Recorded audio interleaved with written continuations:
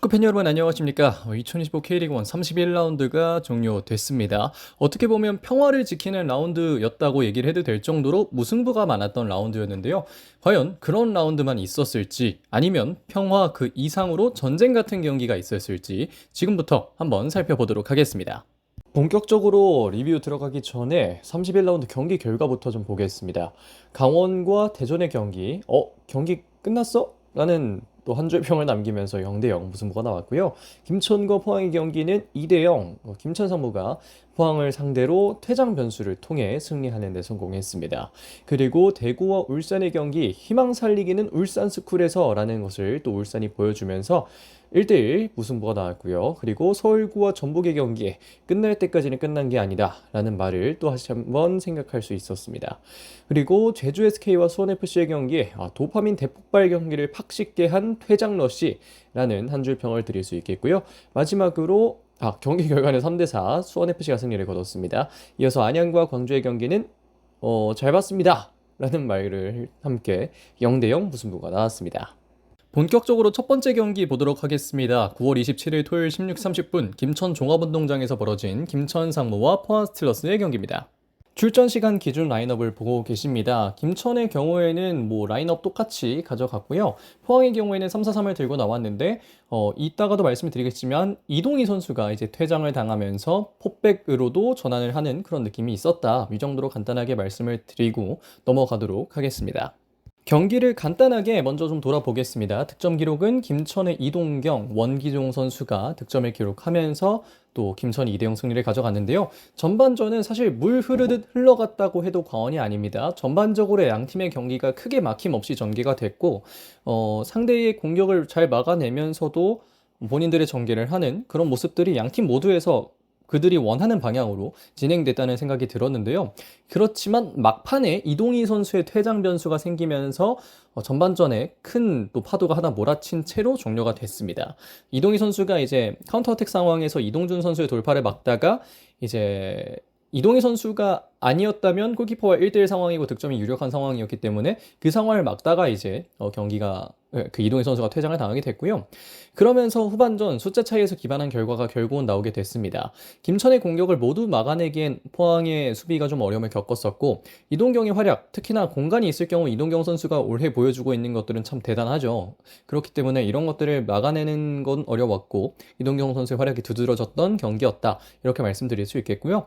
상승세 두 팀이 서로의 전개 또한 좋았던 경기였는데 한 번의 퇴장이 경기 흐름을 바꿨다. 이런 식으로 좀 정리를 해서 말씀드릴 수 있겠습니다. 먼저 홈팀 김천 상무를 조금 더 자세하게 보도록 하겠습니다. 득점자는 앞서 말씀드렸다시피 이동경 선수와 원기종 선수였습니다. 첫 번째 포인트는 높은 상태로 유지되는 조직력입니다. 김천은 오랫동안 좀 말씀을 많이 드렸던 건데 각 상황에서 서로 어떻게 움직일지가 약속되어 있고 어느 상황에서 어떻게 플레이해야 될지를 다 인지하고 있는 팀이기 때문에 그 특유의 조직력이 이번 경기에서도 굉장히 뛰어났다라는 말씀을 드리고 싶고요. 이게 이동희 선수가 퇴장당하기 전에도 김천이 파이널 서드에서 마무리를 못했다 이런 것들이 있을 뿐이지 어느 정도는 또 유기적인 모습을 보여줬기 때문에 이런 모습들은 참 김천이 올해 잘 보여주고 있다는 생각이 들고 여전히 공격의 핵심으로는 이동경 선수가 자리하고 있습니다. 이번 경기에서 한 골과 한 개의 도움을 기록하면서 시즌 20개의 공격 포인트를 기록한 첫 번째 선수가 됐고요. 김천에서 가장 돋보이는 활약을 해주는 선수가 이동경인데 지금 또 어시스트 하나만 더 한다면 10-10까지 가능한 상황이기 때문에 참 이동경 선수의 활약이 여러모로 대단하다 이렇게 생각을 할 수밖에 없겠고요. 거기에 더해서 이제 새롭게 김천 상무의 경기들을 보면 보이는 게 또 박철호 선수의 공격 가담이죠. 왼쪽 풀백이지만 공격적으로 상당히 뛰어난 능력을 갖고 있는 박철호 선수는 측면에서 숫자 싸움에 가담을 해줄 수 있는 선수고요. 그런 것들이 김천이 공격을 하는 과정에 4-4-2에서 중원에 어떤 선수가 들어가냐 이런 부분들로 경기가 바뀌곤 했었는데 이 박철호 선수가 새롭게 또 가담을 하면서 김천의 또 공격 전개가 새롭게 흘러가는 데 큰 도움이 되지 않을까 하는 생각이 들었고 참 김천은 최근 경기들 보면 또 정종윤 감독이 팀을 참 잘 만들고 있구나 이런 부분들이 잘 보이는 것 같습니다. 자, 그러면 김천은 이 정도로 보도록 하겠습니다. 이어서 원정팀인 포항 스틸러스 보겠습니다. 득점자는 없었습니다. 첫 번째 포인트는 퇴장이 불러온 패배일까라는 또 질문입니다. 한 번의 역습 상황에서 이제 수비 문제가 나왔고 조금 다른 방식으로 접근할 수 없었을까 하는 아쉬움이 남을 수밖에 없는 수비였다고 생각을 합니다. 개인적으로는 특히나 뭐 물론 이 이동준 선수의 주력이나 이런 것들을 생각했을 때 슈팅까지 가는 것을 막을 수는 없겠습니다만 어쨌든 또 전반전에 퇴장을 당하면서 후반전까지 흘러간다는 게 팀에게 조금 더 많은 리스크를 줄 수도 있고 특히나 포항의 선수들이 공격적으로 막 나쁜 것들이 아니기 때문에 오히려 좀 슈팅을 최대한 끝까지 컨테스트를 하되 이렇게까지 반칙을 하지 않는 게 좋았지 않았을까 하는 생각이 들기도 하는데요. 거기에 더해서 조금 더 아쉬움이 있는 건 또 전반전에 준잉윤 선수의 득점이 나오기는 했었다는 겁니다. 반발만 조금 더 이 조르디 선수가 하프라인 쪽에 있었다면 더 좋았겠지만 좋은 전개도 있었고 마무리까지 좋았는데 결국 그게 또 오프사이드 처리가 되면서 펑슬러스가 분위기를 가져올 수 있는 흐름에 어, 또 저해가 됐고 그 다음에 이제 퇴장이 나왔기 때문에 이런 부분에서는 포항이 좀 아쉬움을 느낄 수 있지 않았을까 하는 생각이 드는데요. 근데 이게 연패로 이어지지 않으려면 저는 개인적으로는 이 한현서 선수의 경기력이 좀 중요할 거라는 생각이 듭니다. 현재 박승욱 선수도 몸 상태가 좋지 않고 이동희 선수는 퇴장을 당했기 때문에 이 퇴장으로 인해 오랜만에 출전하는 기회를 얻은 한현서가 이번 기회가 다시 오지 않을 수도 있다는 걸 생각하면서 경기력을 좀 더 끌어올려야겠다는 생각이 드는데요. 포항스트로스는 지금까지 어려운 상황에서도 시즌을 잘 치러냈던 만큼 이런 부분들에서의 약간의 보완만 이뤄진다면 또 꾸준히 계속해서 아챔권 경쟁을 하게 되지 않을까 그렇게 생각하게 되는 것 같습니다. 자, 그럼 포항은 또 여기까지 보도록 하겠습니다. 이번 경기 MVP 뭐 누가 뭐래도 이동경 선수입니다. 한 골과 한 개의 도움을 기록하면서 참 좋은 모습 이번 경기에서도 보여줬고 오히려 아쉽게 막힌 찬스까지 잘 뚫어냈다면 또 더 많은 공격 포인트를 기록할 수도 있었는데 참 이동경 선수의 올해 활약은 지난해에 이어서 대단하구나 이렇게 생각하게 되는 것 같습니다. 자, 그러면 김천과 포항의 경기 리뷰는 여기서 마무리하도록 하겠습니다. 다음 경기 바로 넘어가겠습니다. 9월 27일 토요일 19시 서울 월드컵 경기장에서 벌어졌던 FC 서울과 전북 현대의 경기입니다. 이 경기 라인업 먼저 보도록 하겠습니다. 서울은 4-4-2를 들고 나왔습니다. 야잔 선수의 부상이 있고 그런 가운데 이한도와 박성훈 선수가 센터백 조합을 맞췄고요. 나머지는 뭐 비슷하게 나왔습니다. 최근에 최철원 선수가 많이 등장하고 있다는 거 다들 알고 계실 거고 전북 같은 경우에는 4-3-3 들고 나왔는데 이게 출전 시간 기준 라인업이다 보니까 이렇게 나왔는데요. 강상현 선수가 오랜만에 복귀를 했는데 굉장히 얼마 지나지 않아서 또 이 머리 쪽 부상을 당하면서 금방 교체 아웃이 됐고요. 이영재 선수도 또 결국 경기 중에 부상을 당하면서 참 전북 입장에서는 두 명의 미드필더를 잃은 경기가 됐습니다. 이건 뒤에서 또 좀 더 말씀을 드리도록 하고 뭐 최철수 선수가 왼쪽 풀백에 들어왔다는 거 뭐 이 정도를 말씀드리면서 라인업은 이 정도로 좀 갈무리하도록 하겠습니다. 경기를 간단하게 먼저 좀 돌아보겠습니다. 득점 기록을 보면 서울은 90 플러스 6분 정말 또 늦은 시간에 연재훈 선수의 자책골을 통해서 득점에 성공을 했고요. 그 전에 송민규 선수가 88분에 좋은 득점을 기록했었습니다. 전반전을 생각해보면 하지만 막았죠? 라는 말이 좀 떠올랐던 그런 경기였다는 생각이 드는데 전북 같은 경우에는 이렇게 좀 어렵게 연패나 혹은 무슨 기간이 길어지면 포획 감독이 로우블럭을 형성한 상태에서 수비부터 단단하게 잡고자 하는 그런 의도가 참 잘 엿보이는데 그런 상황에서 서울의 공격이 계속해서 이어졌지만 결국 0-0으로 45분이 다 지나갔습니다. 전북이 공격한 타이밍도 있었는데 아주 날카로운 장면들이 많진 않았고 또 서울이 공격하는 장면에서도 결국은 또 전북이 다 그에 맞게 수비를 해서 막아냈기 때문에 0-0으로 경기가 종료가 됐었는데요. 전반전이. 근데 후반전 끝날 때까지 끝난 게 아니다라는 말이 또 이어졌습니다. 송민규 선수가 후반 막판에 득점을 하면서 이 전북이 경기를 가져가는 듯 했는데 서울의 예상치 못한 행운이 또 이어지면서 연재훈 선수의 자책골을 통해 무승부라는 결과가 나왔습니다.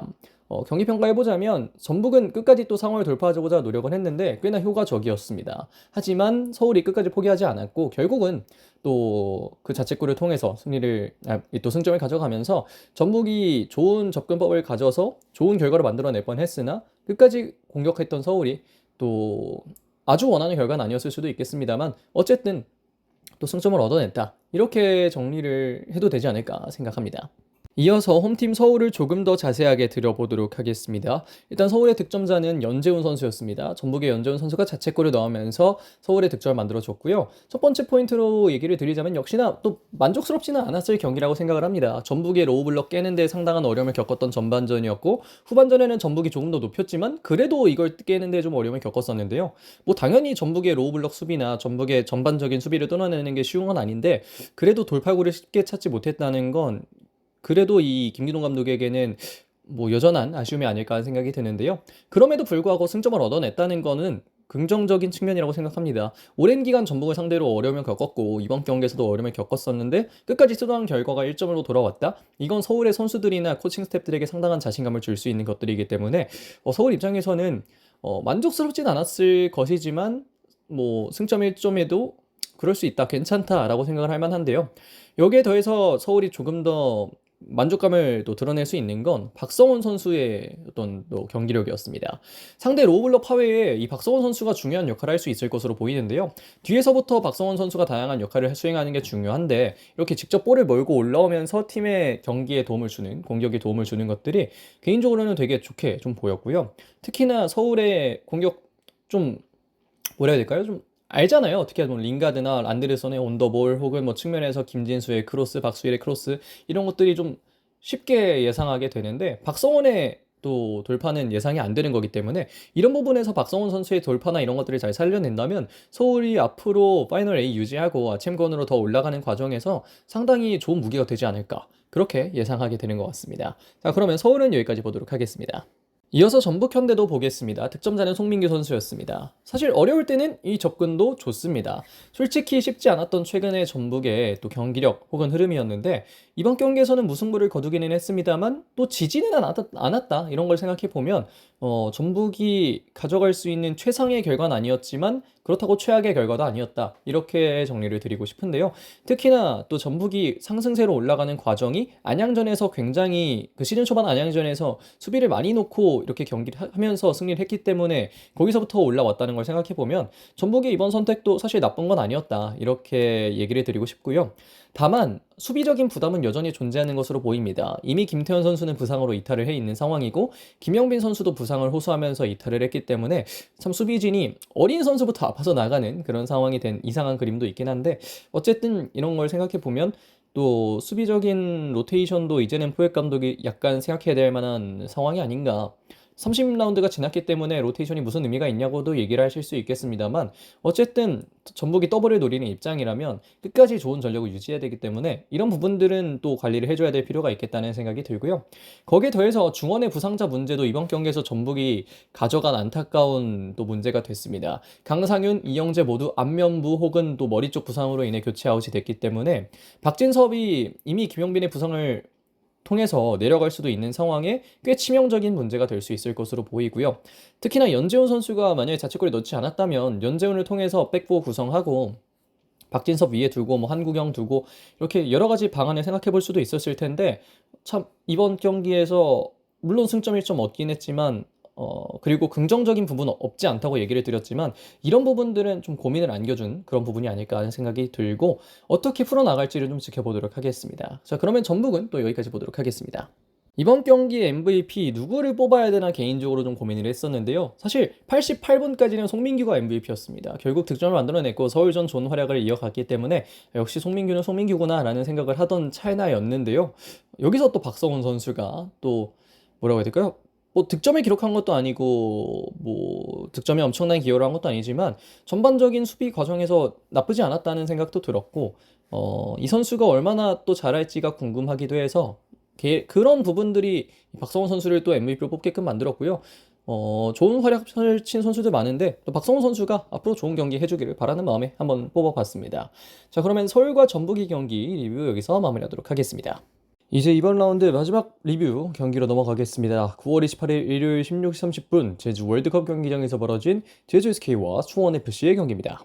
출전 시간 기준 라인업 먼저 보여드리겠습니다. 제주는 4-2-3-1 그리고 수원FC도 4-2-3-1 비슷하게 나왔었는데요. 김종수 감독 대행과 함께했던 제주는 비슷한 라인업을 들고 나오되 왼쪽에 정훈 선수가 나왔고 김윤성을 조금 더 공격적으로 기용했습니다. 하지만 송주훈 선수 퇴장 이후에는 김용선 선수를 이제 왼쪽 풀백으로 내리고 정훈을 센터백으로 넣으면서 전반전을 보냈고 후반전에는 이 정훈 선수 자리에 이 장민규 선수가 들어오는 여러 가지 변화를 가져갔는데 퇴장자 수가 많죠. 이건 이따가 좀 더 이야기를 해보도록 하겠습니다. 그리고 수원FC 같은 경우에는 대부분 비슷한 라인업을 들고 나왔고 뭐 큰 변화 없이 나왔다. 이 정도로 또 말씀드릴 수 있겠습니다. 경기를 간단하게 그럼 돌아보도록 하겠습니다. 득점 기록 보시면 참 많은 득점이 나왔습니다. 순서대로 싸박, 유리, 싸박, 남태희, 이재원, 신상은, 최치웅 순서 어떤 한 팀이 연속으로 골을 넣은 적은 없고요. 계속해서 골을 주고받았던 양 팀이었습니다. 전반전을 보자면 꼭 죽으리라는 법도 없다라는 말을 드리고 싶은데 동점 상황에서 송주훈 선수가 퇴장당했고 그러면서 수적 열세 속에 있던 상황에 해당 퇴장으로 인한 PK로 수원FC가 앞서 나가기 시작했습니다. 하지만 끝나기 직전에 남태희가 프리킥으로 마법을 부렸고 그렇게 2대2 전반전이 또 종료가 됐었는데요.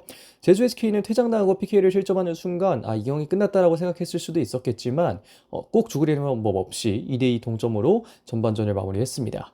후반전에는 기적 같은 득점이 많이 나왔습니다. 밀리던 순간 3대2로 밀리던 순간에 일단 신상은 선수가 엄청난 ZD 가마차기로 득점에 성공을 했고 거기에 지나서 약 11분 후에 최치웅 선수가 수원FC에서의 데뷔골이자 극장 결승골로 팀을 또 승리로 이끄는 득점을 기록했는데요. 거기에 더해서 이제 제주가 여러 가지 조금 더 신기한 모습을 많이 보여주면서 결국은 뭐 경기 결과는 바뀌지 않은 채로 수원FC가 4대3 승리를 가져갔습니다. 나올 수도 있는 경기가 이어졌던 90 플러스 3분이라고 생각합니다. 특히나 한 명이 열세인 상황에서도 경기를 조금 더 주도하고 조금 더 위협적인 모습을 보이는 건 당연히 이어질 수 있는 일이고 제주가 그것을 잘 보여줬는데 사실 최치홍 선수가 득점한 이후에는 생전 본 적 없는 경기가 이어졌고요. 한 경기에서 한 팀에서 퇴장이 4명 나온 건 이번 또 리그에서 처음이라고 합니다. 그렇기 때문에 여러분들은 본 적 없는 경기를 보셨다. 이렇게 좀 정리를 드릴 수 있겠습니다. 본격적으로 이제 양 팀을 더 자세히 보도록 할 텐데 먼저 제주 SK입니다. 득점자는 유리, 남태희, 신상은이었습니다. 첫 번째 포인트, 이게 제주 팬들에게 어떻게 들릴지 모르겠는데요. 사실 긁는 대로 다 긁히면 안 됩니다. 특히나 프로씬에서는 더더욱 그러하죠.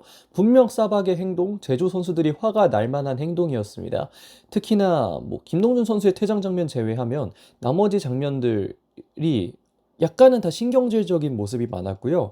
서박 행동에서 긁힌 선수가 퇴장당한 건 첫 번째 퇴장이었던 송주훈, 그리고 마지막 퇴장이었던 이창민.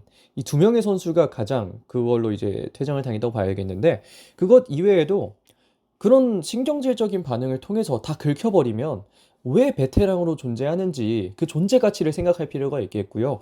특히나 김동준 선수의 그 다이렉트 퇴장, 그럴 수 있습니다.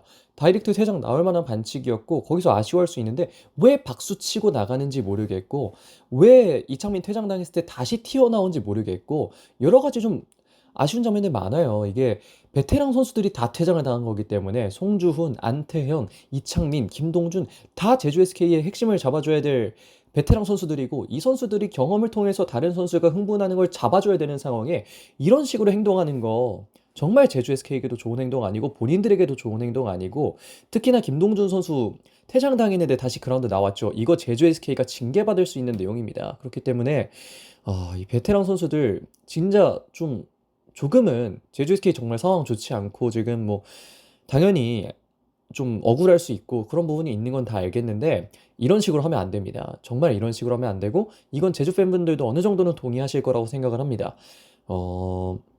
모르겠습니다. 판정 이슈 있을 수도 있고 뭐 여러 가지 있겠습니다만 뭐 어쨌든 그러면 안 된다라는 정도로 좀 줄이도록 하겠고요. 사실 이번 경기가 좀 아쉬운 건 못한 경기가 아니기 때문에 조금 더 아쉽습니다. 사실 첫 번째 송준 선수의 퇴장 이후에는 그래도 제주 선수들이 한 발씩 더 뛰었고요.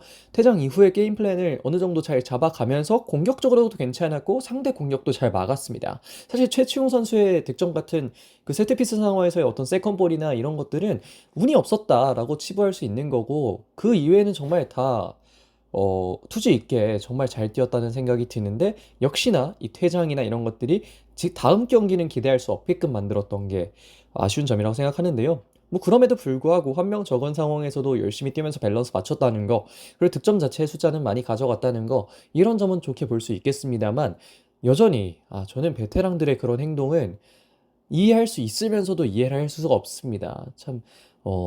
참 이게 뭐라고 해야 될까요? 여러 제주 팬분들의 반응도 좀 비슷할 거라고 생각합니다.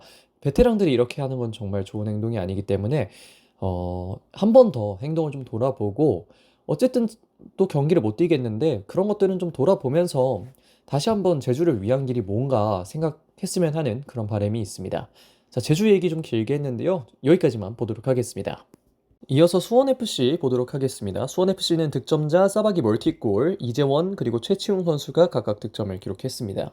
첫 번째 포인트는 어쩌라고 이겼잖아 라는 말입니다. 야구판에서 어쩌라고 막았잖아 이 짤이 참 많이 쓰이는데 수원FC는 어쩌라고 이겼잖아 라고 말할 수 있을 것 같고요. 솔직히 말하면 수적 우위 상황을 그리 잘 쓰지는 못했습니다. 하지만 그럼에도 불구하고 승리만이 결과에 남는다는 것, 그리고 결국은 강등권을 탈출한 상황이라는 것, 이것이 수원FC가 이번 경기에서 얻게 된 것이라는 생각을 하는데요.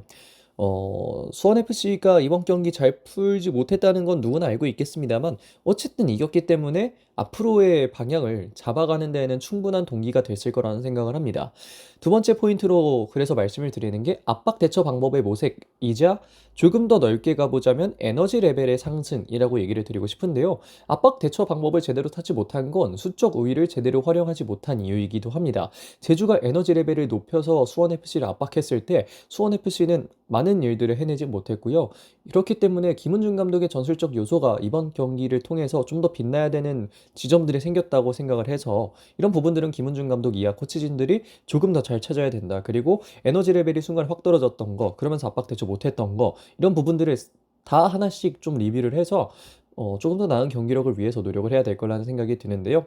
물론 건진 건 있습니다. 또 득점 1위가 된 서박이 가장 큰 또 건진 거라는 생각을 하는데 이겼지만 아쉬움이 한가득인 이번 경기에 꽤나 긍정적인 요소라는 생각을 하고요. 사실 좋지 않은 모습도 있었습니다. 특히나 마지막에 그 스로인 방해하는 거나 이런 부분들 솔직히 좋은 행동이라고 생각은 안 하는데요. 하지만 잘한 건 또 잘했다고 봐야 되기 때문에 뭐 여러 가지 좋은 부분들도 챙기고 안 좋았던 부분들은 회복을 해야 되는 수원FC라고 얘기를 드리면서 좀 마무리해 보겠습니다. 이 경기 MVP는 뭐 당연하게 싸박입니다. 그래도 어쨌든 두 골을 기록했고 좋은 경기력을 보여줬고 퇴장 유도도 많았기 때문에 뭐 이거는 뭐 싸박 선수를 뽑지 않을 수 없다 이렇게 얘기를 드리고 싶고요. 제주와 수원FC의 경기 리뷰 여기서 마무리하도록 하겠습니다. 자, 이어서 이번 라운드 제가 뽑은 베스트 11 보겠습니다. 베스트 11 골키퍼는 이주현 선수고요. 이어서 박철호, 박성훈, 이창용, 이용, 위에는 송민규, 이유현, 이재원, 세징야, 그리고 투톱은 서박, 그리고 이동경 선수였습니다. 이어서 이번 라운드 종료된 현재 득점 탑5와 도움 탑5 보겠습니다. 득점 탑5는 사박 선수가 1위로 올라섰습니다. 15골을 기록하고 있고요. 1위를 오랜 기간 지키고 있었던 전진우는 14골, 그리고 이호재, 주민규가 13골, 콤파니 선수가 12골로 뒤를 잇고 있고요. 도움은 세징야 선수가 9개의 도움, 그리고 이동경 선수가 이번 경기 도움 하나 올리면서 9개의 도움으로 동률이 됐고요. 3, 4위는 안드레송과 김진수, 그리고 야구 선수가 6도움으로 5위에 위치하고 있습니다. 끝으로 K리그1 순위, 현재 순위를 보도록 하겠습니다. 1위는 전북입니다. 67점, 2위 김천상무와 승점 15점 차로 줄어들어 있는 상황이고요. 3위는 대전, 4위 포항, 5위 서울, 6위 광주, 7위 광원, 그리고 8위 안양, 9위 수원FC, 10위 울산HD, 11위 제주SK, 12위 대구가 위치하고 있습니다. 자, 여기까지 K리그1 31라운드 리뷰를 진행했습니다. 무승부가 참 많았던 라운드인데 그중에서 승부가 났던 두 경기, 그리고 또 가장 주목받았던 한 경기, 이렇게 총 세 경기를 봤는데요. 뭐 여러 가지 이슈들도 참 많았고 할 만한 얘기도 많았고 그랬던 경기들이라서 또 재밌게 여러분들이 보셨을 라운드인 것 같기도 합니다. 저도 좀 재밌게 봤고요. 여러분들 꼭 감기 걸리지 마시고 끝까지 함께 해주시면 감사하겠습니다. 왜냐면 제가 감기를 걸렸어요. 그래서 여러분들 함께 저처럼 감기 걸리지 마시고 함께 건강하게 K리그 끝까지 봐주셨으면 좋겠고요. 저는 또 다음 영상으로 돌아오도록 하겠습니다. 그럼 이번 영상은 여기서 마무리하겠습니다. 고맙습니다.